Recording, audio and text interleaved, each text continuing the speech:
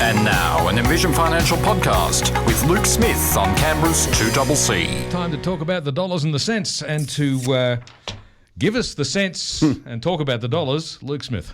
How are we? We good? Very good. You've brought a special guest once again. I have another specialist this week. So I've got Chris Levy from Aquila Superannuation here, and Chris's specialty is the number crunching on the SMSF side, or the self-managed super fund side, and he's got a very, very successful business that specialises in this. And today's really about extending that 30 June plan and thinking about what you're going to do in relation to your tax return and some things to consider and how you can make the most of the return that we've achieved over the last sort of 12 months. So it's going to be interesting to have him in. And I'm trying to instruct him where to put the microphone. I'm an accountant, Leon. I don't understand this technology That's stuff. better. Just bring it down a bit. There we go. But don't tilt the microphone up so much, because it was going up your nose instead. No, too much down. That's it better. Thank you. There we go. You like? That's better. There So we that go. it's pointed at your mouth. That's where we want it to be. Oh, these concepts. All right. Yeah. Back to business, boys. Yeah. So I guess, your specialty is the number crunching on the SMSF side, and they're very popular. They're used by a number of different people for a number of different reasons. Yep. What are some of the things that people would consider having in their fund, or reasons why they'd have a fund and have someone like you, do the number crunching? Oh, well, look, I mean, in terms of what they might want to have in their fund, I mean, it's basically the sky's the limit. And that in itself is a reason why people set up self-managed super funds. Yep. There essentially is no limit to what you can have in there. I mean, we've seen, antique cars, sheep embryos, farmland. There's all sorts of crazy things you can have. Well, look, I mean, and they're becoming less common. But if someone's an entrepreneur or they see an opportunity, they can use a self-managed super fund to invest, provided they meet the rules. And I guess that's the other side of what I do, Luke.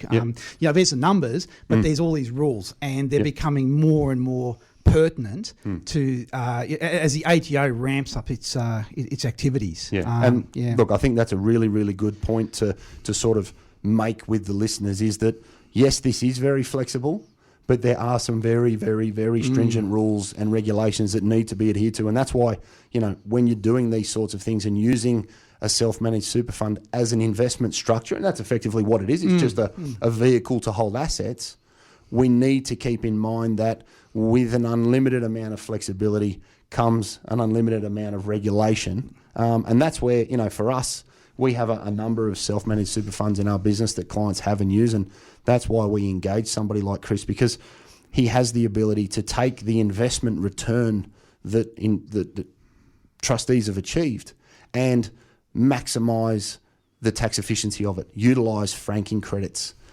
which we know was a big issue in light of the late election, because they were talking about taking away surplus franking credits. So for me, I have a lot of peace of mind for my clients in that we can give their funds to Chris, and we know that strategically he's looking at franking credits. He's looking at the regulation, the compliance, the contributions, the deductions, all of the important things that can help maximise, or, as someone said to me the other day, squeeze the last bit of juice out of the grape after having a very turbulent 12 months in relation to investments. You touched on the regulation. There's been a bit of a bombshell in your sort of industry recently, thanks to the ATO. Do you just elaborate a little bit on that? Look, I mean, I think for most mums and dads that have self-managed super funds, they may not be cognizant of this. They're completely unaware of it. But within our industry, within the accounting SMSF audit industry, there's been almost like a nuclear bomb's gone off, and it's come about from this auditor independence thing that the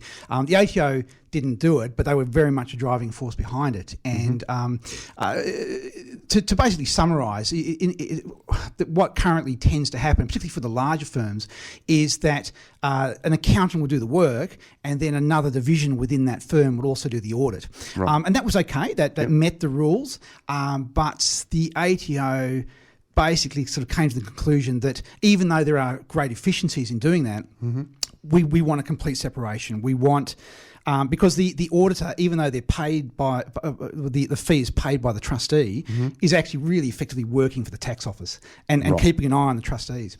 And the ATO basically said, no, look, we want to keep that separate.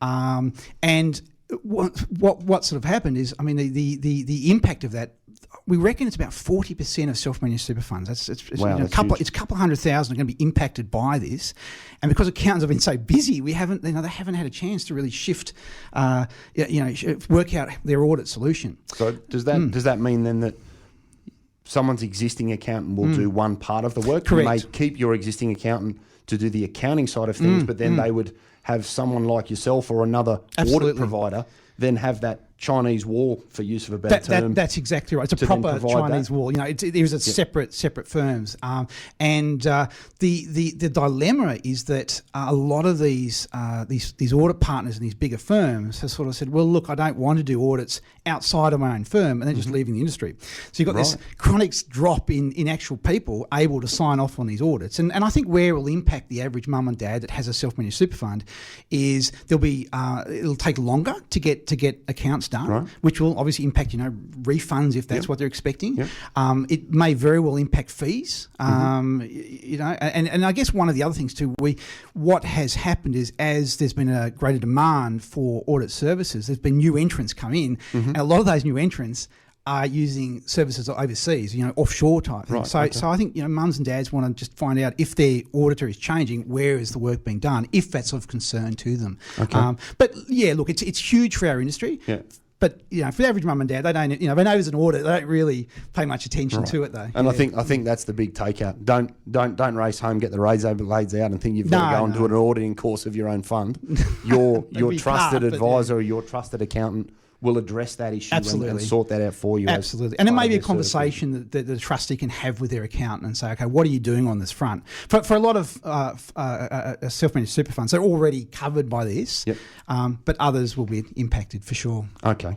All right. And off the back of what's happened over the last 12 months, where are you seeing opportunities for people to be able to maximise the recovery in the market? So the usual suspects like the use of franking credits, maximising the legislation changes, those sorts of things are always sort of front of mind when we think about the underlying strategies of a fund.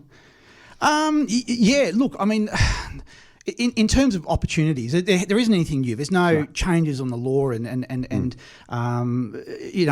there's the contribution limits have gone up, as you know, they've been indexed up as of today, or today, 1st of July, this financial year.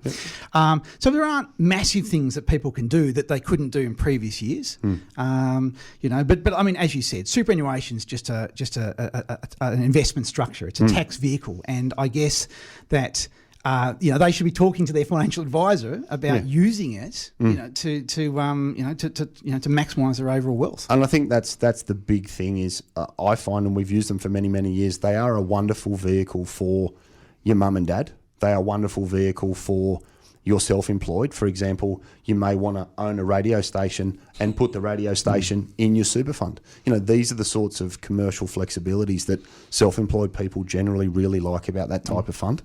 There are huge amounts of administrative control in relation to the paperwork and the timing of what's done and how it's done. So it's very much an evolving thing where you can build up a portfolio inside a fund that could be your ANZ shares and your normal ETFs and managed funds. It could also incorporate cash. It could incorporate a building. It could incorporate all sorts, paintings. Obviously, again on the collectible front. I'm cringing a bit here when you say that, Luke. See, I've got questions about these assets. These less, usual, these more exotic assets. If you do buy a Picasso for your self-managed super fund, which you can do, can you hang it on your lounge room wall? No. See, then why would you bother? Because you think it's going to double in 10 years. That's the kind of mindset. But if you own it anyway, why can't you hang it on your lounge? It's got to be somewhere. Look, you can just imagine the officers at the tax office having conniptions right here. So if you buy one of those classic collector cars you were talking about, can you actually drive it? No, you cannot. What's the point of owning it then? And you know what? Before this went sideways off the the rails. What I was going to say was there are very, very strict rules around collectibles and your exotic assets. I do have another question on this, because you mentioned you could, say, buy a radio station and have that in your self-managed super fund. But so that raises this question in my mind. If I own a business, can I sell my own business to my super fund? Yes and no. You can sell the premises, the business not so much. Okay. The business, there are instances where it may be possible, and people. But it's very hard to do that, and it's they're all. I mean, look, I don't want to get sort of into the weeds, into the legislation, but essentially, no, it's very not difficult. a great idea. But what tends to happen is you see a lot of professionals buying premises, doctors and lawyers and all sorts of things. They buy the premises and they will lease that back to themselves at market rate. And again, there's a vast amount of rules that you have to abide by, but so long as you dot those I's and cross those T's. It's fine, and in many cases, it actually turns into a good investment. People do this. They're not trying to scam the system. They're doing it because they want a nice, stable return, as opposed to they might be concerned about the share market or whatever. Well, obviously, you wouldn't be buying any investment, whether it's inside your super or not inside your super, if you weren't trying to make a return on that investment. Well, would you would think so. You would think so. And look, that's the correct answer. But you do get these instances where people. They see the super fund as a means of, say, propping up their business. Those are the sort of things you can't do. If it's an investment, for example, if a farmer wants to buy the block of the farmland next door because it comes up, he doesn't have any money. He goes, I'll use the super fund money. That's not going to it's not going to cut the mustard. And so you've got to be careful of that. And I think that the takeaway is if you do have any of these unusual exotic ideas for investments, please talk to your accountant beforehand. Exactly. And I think that just loops back around to what we said earlier. Very, very flexible with lots and lots of rules you need to adhere to. So that's why somebody like Chris is, for us, and especially in my business, it's invaluable. And the peace of mind that I have, and especially clients have, to know that if there is grape to be, there's juice to be squeezed out of the grape, he can generally find it and throw up ideas that you may not have thought of because of his view or his lens in relation to the tax application of what's going on. Whilst I may invest money and try and generate wealth and use a vast number of things to do it, the services that somebody like Chris and other self-managed super fund specialist accountants can actually provide to people is invaluable because of all of the things we've spoken about.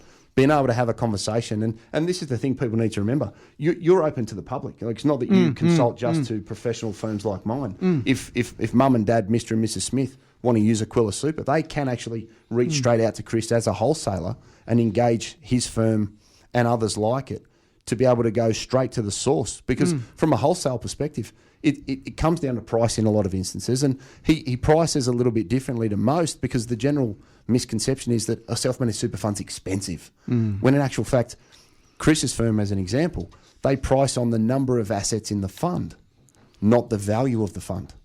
So it's a rather unique way of looking at the work that they have to do and what they charge. So again, it's another one of those misnomers that people think, I don't want a self-managed super fund because they're really expensive. In actual fact, I find the bigger the fund, the cheaper, more efficient they are to run in a lot of instances. Absolutely. Do you agree with that? Yeah, I do. I mean, look, at the end of the day, it's the investment mix, and I mean, this is not unique to specialist accountants. It's the accountant mindset of how many hours does it take to do, and it doesn't matter if you've got 100,000 or 10 million.